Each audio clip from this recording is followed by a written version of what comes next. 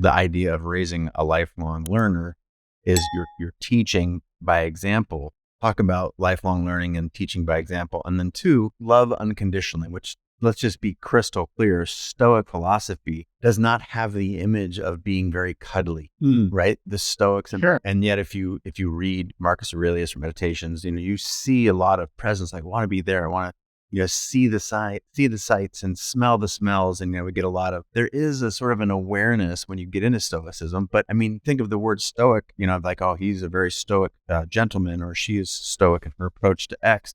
It doesn't conjure up all this sort of cuddliness. And yet chapter, or heading 2 February is about love and loving unconditional. All right. So there's a story about Marcus Aurelius. He's an old man. He has his kids. He's probably a grandfather by this point. And he's seen leaving his palace, and his friend goes, "Oh, where are you going?" And he says, "Oh, I'm off to see Sextus the philosopher." And the man says, "Why?" And he says, "To learn that which I do not yet know."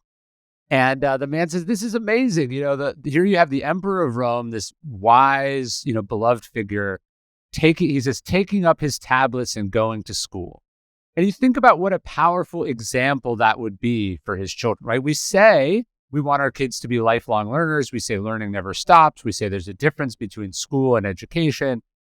But how many parents, or people for that matter, actually demonstrate that in their life in any way, right? The amount of people that I've met that say, without shame, I haven't read a book since high school, right?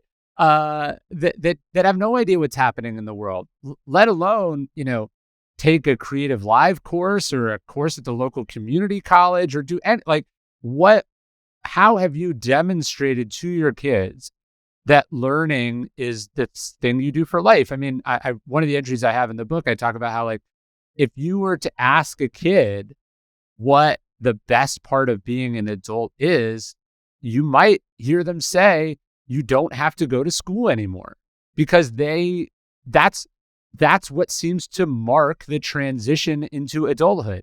You become 18 and they can't force you to go to school anymore.